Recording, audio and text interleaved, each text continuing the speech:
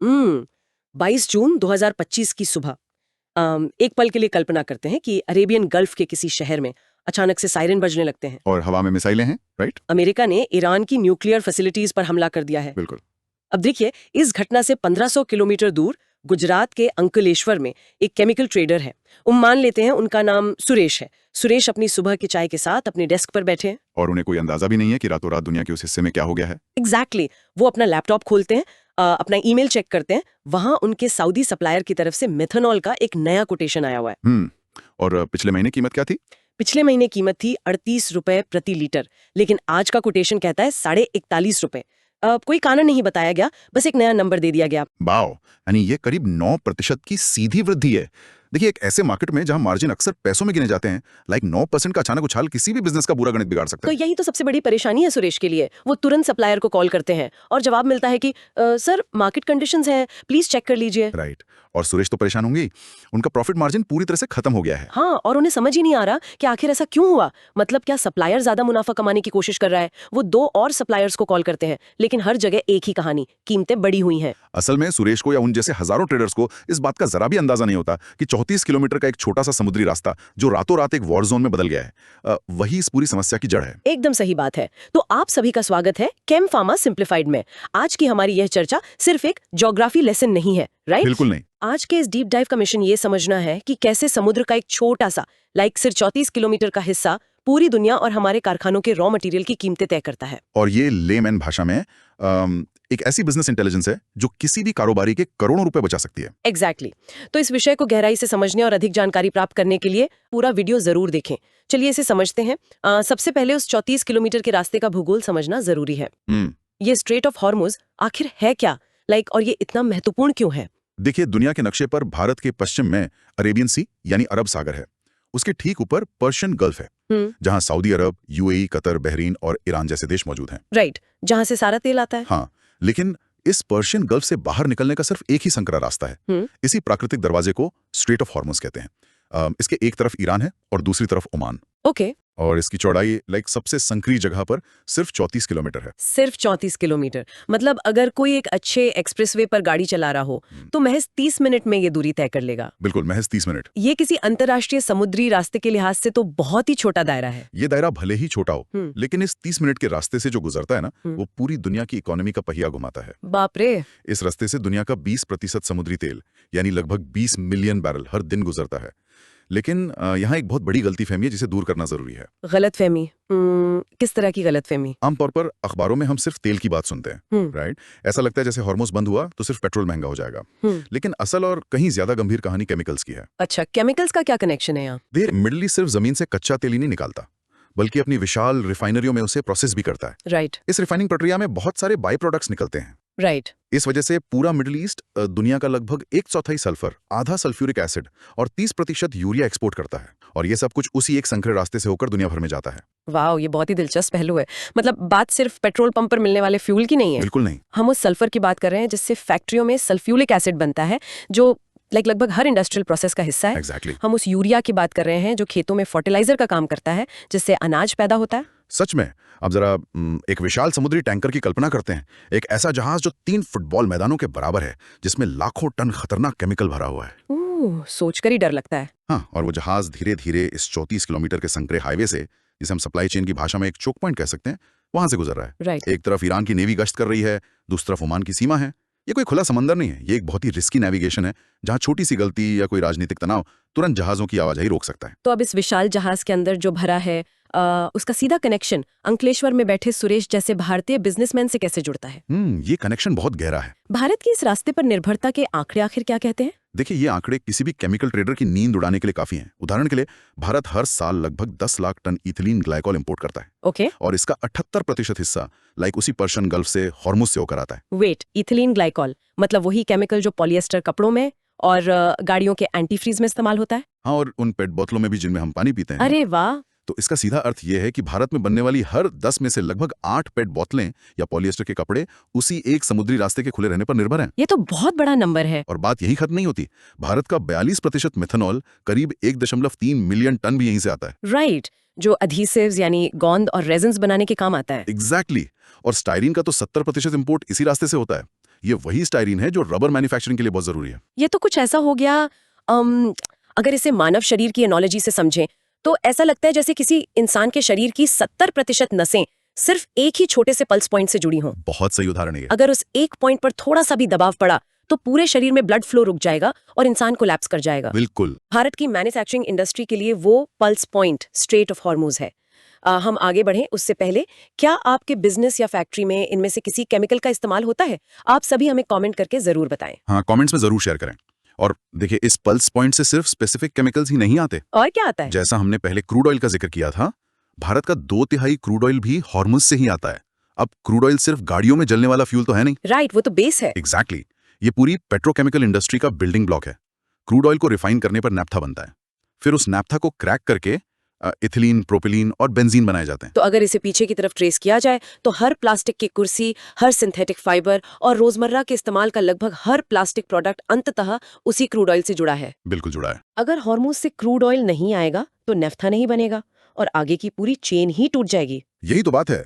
किसी भी फैक्ट्री में बनने वाले प्लास्टिक प्रोडक्ट का डीएनए उस क्रूड ऑयल से सीधा मैच करता है जो हॉर्मुज की लहरों को चीरकर भारत पहुंचा था। अब यहाँ मामला सच में दिलचस्प हो जाता है, क्योंकि देखिए, जब दुनिया में शांति होती है, सप्लाई चेन स्मूथ चल रही होती है, तब तो फैक्ट्रियों के लिए जस्ट इन टाइम प्रोक्योरमेंट का कॉन्सेप्ट बहुत अच्छा लगता है।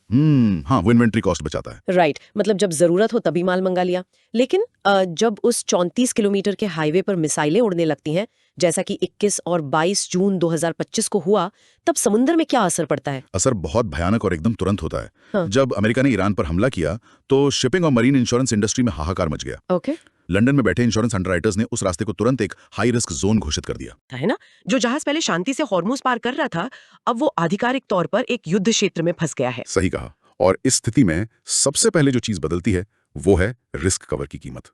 जब एक शिप ऐसे इलाके से गुजरता है तो उसे वॉर रिस्क इंश्योरेंस लेना पड़ता है। जो नॉर्मल इंश्योरेंस से अलग होता है। हाँ, बहुत अलग। 2025 के उस हमले से ठीक पहले ये प्रीमियम शिप की कुल वैल्यू का 0.125% हुआ करता था। ओके। लेकिन हमले के कुछ ही घंटों बाद ये बढ़कर 0.2 से 0.4% के बीच हो गया। प्रतिशत में ये नंबर थोड़े छोटे लग रहे हैं। एक लेमैन के लिए अगर इसे रुपया डॉलर में समझा जाए तो कैसा दिखेगा? मान लेते हैं कि एक बड़े केमिकल टैंकर की कीमत और उसके कार्गो की कीमत करोड़ों डॉलर्स में है। इस मामूली सी दिखने वाली बढ़ोतरी का असल मतलब है जहाज के हर एक चक्कर पर लगभग $2,50,000 का एक्स्ट्रा खर्च। $2.5 लाख, यानी इंडियन करेंसी में लगभग 2 करोड़ रुपए का सीधा एक्स्ट्रा खर्चा, और वो भी सिर्फ एक ट्रिप का। वाह। जी हाँ, और महत्वपूर्ण सवाल ये है कि ये 2 करोड़ रुपए देगा कौन? जहाज का मालिक अपनी जेब से तो देगा नहीं। बिल्कुल नहीं, वो इस खर्चे को शिपिंग कंपनी के भाड़े में जोड़ देता है। फिर सप्लायर उस बढ़े हुए भाड़े को अपने केमिकल के कोटेशन में जोड़ देता है। राइट। और अंत में भारत के किसी छोटे शहर में बैठा सुरेश वो कीमत चुकाता है। उसे लगता है कि सप्लायर मुनाफाखोरी कर रहा है, जबकि असल में वो लंदन के किसी एजेंट का इंश्योरेंस प्रीमियम भर रहा है। ये तो बहुत ही फ्रस्ट्रेटिंग है। और जब संकट आता है तो शिपिंग कंपनियां भी तो मौके का फायदा उठाती होंगी। तथ्य ये है कि शिपिंग लाइंस ऐसे मौकों पर तुरंत नए चार्जेस लगा देती हैं। जैसे ही ये हमला हुआ, मर्स्क जैसी बड़ी कंपनियों ने तुरंत $600 का पीक सीजन सरचार्ज हर कंटेनर पर लगा दिया। बाप रे। कारण क्या बताया? कारण बताया गया कि जहाजों की कमी हो रही है और ऑपरेशनल रिस्क बढ़ गया है। इसका नतीजा ये हुआ कि चाइना गल्फ का फ्रेट रेट एक ही महीने में 55% बढ़ गया। 55% की वृद्धि, यानी अगर कोई भारतीय व्यापारी किसी रॉ मटेरियल के लिए 5 लाख रुपए भाड़ा दे रहा था तो एक झटके में वो 7.25 लाख हो गया। एग्जैक्टली। ये तो सीधे उस व्यापारी के नेट प्रॉफिट को खा जाएगा। लेकिन एक मिनट, यहाँ मेरा एक सवाल है। जी पूछिए। हम बार बार उस 34 किलोमीटर के रास्ते की बात कर रहे हैं। अगर वो रास्ता इतना ही रिस्की हो गया है, या मान लेते हैं ब्लॉक ही हो जाए, तो क्या वो टैंकर किसी और रास्ते से घूमकर भारत नहीं आ सकता? समंदर में तो कोई दीवार नहीं है ना। ये एक बहुत ही तार्किक सवाल है। देखिए, एक दूसरा रास्ता मौजूद है। जहाज पर्शियन गल्फ से ना निकलकर पूरा अफ्रीका महाद्वीप घूमते हुए केप ऑफ गुड होप के रास्ते से आ सकते हैं। ओके, तो फिर दिक्कत क्या है? दिक्कत यह है कि इस रास्ते को चुनने का एक बहुत बड़ा नुकसान है। ये जहाज के सफर में सीधे 2 हफ्ते यानी 14 दिन का अतिरिक्त समय जोड़ देता है। 14 दिन एक्स्ट्रा? सुनने में शायद ज्यादा ना लगे, लेकिन एक चालू फैक्ट्री के लिए ये तो बहुत लंबा समय है। और यहीं पर भारत के छोटे और मझोले उद्योगों यानी एमएसएमई सेक्टर की सबसे बड़ी कमजोरी सामने आती है। वो कैसे? भारत के ज्यादातर केमिकल बिजनेसमैन इन्वेंट्री साइकिल को बहुत छोटा रखते हैं। मतलब गोदाम में सिर्फ 15 दिन का स्टॉक रखते हैं ताकि उनका वर्किंग कैपिटल ब्लॉक ना हो। तो इसका सीधा मतलब है कि अगर माल 14 दिन लेट हो गया और उनके पास सिर्फ 15 दिन का स्टॉक है तो उनका गोदाम तो पूरी तरह खाली हो जाएगा। यही सबसे बड़ा डर है। स्टॉक खत्म होने का मतलब है मशीनें बंद होना, फैक्ट्री का प्रोडक्शन रुकना। और जब प्रोडक्शन रुकेगा तो कस्टमर को माल नहीं मिलेगा। बिल्कुल। और बाजार में एक बार ग्राहक टूट जाए तो उसे वापस लाना बहुत मुश्किल होता है। एक भारतीय एमएसएमई के लिए 14 दिन की देरी उनके पूरे बिजनेस के अस्तित्व पर सीधा प्रहार है। यहाँ जो बात सबसे हैरान करने वाली है वो ये है कि दुनिया में एक और देश है जो हॉर्मूज के रास्ते पर बहुत ज्यादा निर्भर है। हम बात करें चीन की। हाँ, चीन दुनिया की फैक्ट्री है और उसे भी इस रॉ मटेरियल की उतनी ही जरूरत है। राइट। लेकिन उनकी रणनीति भारत के ट्रेडर से जमीन आसमान का अंतर रखती है। चीन ने अपने देश में 121 दिन का इंपोर्ट कवरेज बना रखा है। 121 दिन? मतलब अगर आज से बाहर से कोई सामान आना बंद हो जाए तो वो 4 महीने तक अपने रिजर्व स्टॉक से काम चला सकते हैं। सटीक व्याख्या है ये। इसे बफर स्टॉक कहते हैं। चीन ने विशाल स्टोरेज टैंक्स में लगभग 1.1 से 1.3 बिलियन बैरल केमिकल्स और तेल का रिजर्व जमा कर रखा है। वाह! तो अगर हम वापस उसी परिदृश्य पर जाएं, जहां हॉर्मूज का रास्ता 100% सील हो गया है, एक भी टैंकर बाहर नहीं निकल रहा, उस स्थिति में चीन की मैन्युफैक्चरिंग 4 महीने तक बिना किसी रुकावट के चलती रहेगी। एग्जैक्टली। उन्हें 121 दिनों तक किसी नए टैंकर का इंतजार ही नहीं करना पड़ेगा। और वहीं दूसरी तरफ एक साधारण व्यापारी जिसके पास सिर्फ 7 से 15 दिन का स्टॉक है, उसका बिजनेस तो 2 हफ्ते में ही ठप पड़ जाएगा। बिल्कुल ठप पड़ जाएगा। लेकिन सवाल ये है कि चीन ने इतना बड़ा कदम क्यों उठाया? मतलब इतना स्टॉक रखने का मतलब है अरबों डॉलर का वर्किंग कैपिटल सिर्फ स्टोरेज में फंसा देना। देखिए, शौक से नहीं बल्कि इतिहास के कड़वे अनुभवों से चीन ने ये सीखा है। अगर हम इतिहास देखें तो 1973 का तेल संकट एक बहुत बड़ा सबक था। अच्छा, तब क्या हुआ था? उस समय अरब देशों ने राजनीतिक कारणों से तेल की सप्लाई रोक दी थी। जो देश जीरो इन्वेंट्री पे चल रहे थे उनकी अर्थव्यवस्थाएं पूरी तरह से बैठ गईं। और उसके बाद 1990 का गल्फ वॉर भी तो हुआ था, राइट? हाँ, जब इराक ने कुवैत पर हमला किया तो रातों रात कीमतें दुगुनी हो गई। और फिर 2011 का अरब स्प्रिंग भी देखा। चीन ने इन सभी क्राइसिस से समझ लिया कि जो देश या कंपनी संकट के समय बफल स्टॉक रखती है वह न सिर्फ सर्वाइव करती है बल्कि मार्केट पर राज करती है। तो इसका आखिर मतलब क्या है? हम एक साधारण एमएसएमई से ये उम्मीद तो नहीं कर सकते कि वो रातों रात चीन की तरह 4 महीने का स्टॉक बना ले। उनके पास न तो इतनी जगह होती है और न ही इतना पैसा। ये एक व्यवहारिक समस्या है, मैं मानता हूं। एक छोटे बिजनेसमैन की तुलना एक सुपर पावर देश से तो नहीं की जा सकती। राइट। लेकिन चीन के इस मॉडल से हम बिजनेस इंटेलिजेंस का एक अर्क जरूर निकाल सकते हैं जिसे छोटे स्तर पर लागू किया जा सकता है। तो चलिए इस इंटेलिजेंस को एक प्रैक्टिकल ब्लूप्रिंट में बदलते हैं। मान लेते हैं कोई व्यक्ति अपना नया केमिकल बिजनेस शुरू कर रहा है या कोई सुरेश की तरह पहले से मार्केट में है। ओके। आज के इस डीप डाइव को सुनने के बाद वो कल सुबह उठकर अपने बिजनेस में क्या ठोस बदलाव कर सकता है? सबसे पहला और बुनियादी कदम होना चाहिए अपनी सप्लाई चेन का एक्सरे करना। यानी ये पता लगाना कि उनका रॉ मटेरियल गल्फ देशों से आ रहा है या नहीं। इसे हम मैप हॉर्मूज एक्सपोजर कह सकते हैं। बिल्कुल। ये तो बहुत लॉजिकल है। मतलब अगर किसी को पता ही नहीं है कि उसका माल उस रिस्क जोन से आ रहा है तो वो कभी खतरे को भाप ही नहीं पाएगा। एग्जैक्टली। अब मान लीजिए किसी कारोबारी ने ये पता कर लिया, दूसरा कदम क्या होना चाहिए? क्या उसे अपना इन्वेंट्री साइकिल बढ़ाना चाहिए? हाँ, दूसरा कदम यही है, 7 दिन के स्टॉक वाले खतरे से बाहर निकलकर कम से कम 30 दिन का बफर स्टॉक बनाना। यहाँ मुझे लगता है कि बहुत से लोग एक गलती करते हैं। कैसी गलती? वो सोचते हैं कि 30 दिन का स्टॉक रखने के लिए 10 या 20 लाख रुपए का एक्स्ट्रा वर्किंग कैपिटल बैंक से लेना पड़ेगा जिस पर ब्याज देना होगा। राइट, वो इसे खर्चा मानते हैं। हाँ, लेकिन मेरी नजर में ये कोई खर्चा नहीं है। ये असल में 1 करोड़ रुपए के बिजनेस को डूबने से बचाने वाला इंश्योरेंस प्रीमियम है। मैं पूरी तरह सहमत हूँ। ये इंश्योरेंस प्रीमियम वाली सोच ही एक सफल और असफल बिजनेस के बीच का अंतर तय करती है। बिल्कुल। और तीसरा कदम क्या है? तीसरा कदम है ऑल्टरनेटिव सोर्सेज यानी वैकल्पिक सप्लायर्स खोजना। कहावत है ना कि प्यास लगने पर कुआं नहीं खोदा जाता। हाँ, एकदम सही बात है। जब बाजार में शांति हो तभी अमेरिका, कनाडा या लोकल भारतीय सप्लायर्स के साथ व्यावसायिक रिश्ते बना लेने चाहिए। Make sense. मतलब अगर अचानक से क्राइसिस आ गया और कोई व्यापारी किसी नए सप्लायर को कॉल करेगा तो वो उसे माल क्यों देगा? वो तो अपने पुराने ग्राहकों को ही देगा ना। एग्जैक्टली। बैकअप पहले से तैयार होना चाहिए। चलिए 3 कदम हो गए। चौथा कदम? चौथा कदम है नजरिया बदलना। जियोपॉलिटिकल न्यूज को सिर्फ एक खबर की तरह पढ़ना बंद करें, उसे प्राइस इंटेलिजेंस की तरह इस्तेमाल करें। मतलब अगर अखबार में खबर है कि मिडिल ईस्ट में कोई तनाव शुरू हुआ है तो सप्लायर की ईमेल का इंतजार नहीं करना चाहिए। बिल्कुल नहीं। एक स्मार्ट व्यापारी को खुद तुरंत एक्शन लेकर अपना स्टॉक सिक्योर कर लेना चाहिए। न्यूज एक अर्ली वार्निंग सिस्टम है। एकदम सही पकड़ा आपने। और इसी से जुड़ा है 5वां और अंतिम कदम, अपने कोटेशन में रिस्क को प्राइस करना। वो कैसे कर सकते हैं? जब अंतर्राष्ट्रीय हालात अस्थिर हों तो ग्राहकों को दिए जाने वाले कोटेशन की वैलिडिटी बदल देनी चाहिए।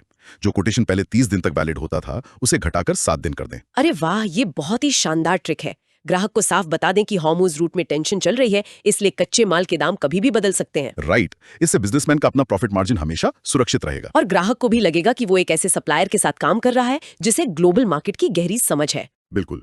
इन 5 कदमों के अलावा अगर हम पूरी बड़ी तस्वीर को देखें तो भारत की केमिकल इंडस्ट्री इस समय बहुत ही रोमांचक दौर से गुजर रही है। हाँ, ग्रोथ तो बहुत तेजी से हो रही है। अनुमान है कि 2040 तक ये $1 ट्रिलियन की इंडस्ट्री बन जाएगी। $1 ट्रिलियन? ये आंकड़ा अपने आप में भारत के मैन्युफैक्चरिंग भविष्य की कहानी कहता है। सच है, लेकिन ये लक्ष्य तब तक सुरक्षित नहीं है जब तक हमारी ये सप्लाई चेन सुरक्षित नहीं है। राष्ट्रीय स्तर पर देखा जाए तो नीतियां बदल रही हैं। जैसे कि इंडिया यूएई सीपा अग्रीमेंट। हाँ, ऐसे व्यापारिक समझौते सिर्फ टैक्स कम करने के लिए नहीं होते। इनका असली मकसद ये भी होता है कि हम रुपए में व्यापार कर सकें और गल्फ देशों के साथ मिलकर भारत के अंदर ही स्ट्रेटेजिक रिजर्व बनाए जा सकें। यानी बड़े स्तर पर दूसरे रास्तों और स्टोरेज की व्यवस्था की जा रही है ताकि उस 34 किलोमीटर के चोक पॉइंट का असर कम किया जा सके। एग्जैक्टली। लेकिन अंततः एक कारोबारी सिर्फ मैक्रो नीतियों के भरोसे हाथ पर हाथ रखकर नहीं बैठ सकता।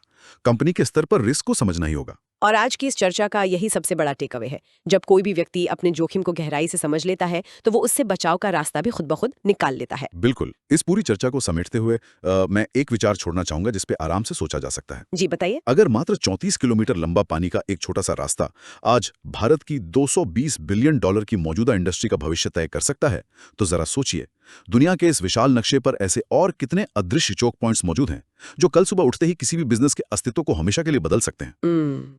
ये वास्तव में एक ऐसा सवाल है जो किसी को भी अपने बिजनेस मॉडल की बुनियाद पर दोबारा सोचने के लिए मजबूर कर देगा। बिल्कुल। दुनिया जितनी बड़ी लगती है, सप्लाई चेन के नजरिए से वो उतनी ही छोटी और आपस में उलझी हुई है। सही बात है। तो दर्शकों, कमेंट सेक्शन में हमें 2 सवालों के जवाब जरूर दें।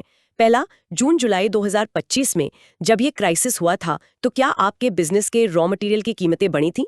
और दूसरा, अभी आप अपने महत्वपूर्ण इंपोर्टेड केमिकल्स के लिए कितने दिनों का बफर स्टॉक रखते हैं? हाँ, 7 दिन, 15 दिन या 30 दिन जरूर शेयर करें। और अगर आपको ये चर्चा वैल्यूएबल लगी तो लाइक, शेयर और सब्सक्राइब करना ना भूलें। इसी विचार के साथ आज के इस डीप डाइव को यहीं विराम देते हैं। सुनते रहिए और अपने बिजनेस को हर दिन स्मार्ट बनाते रहिए।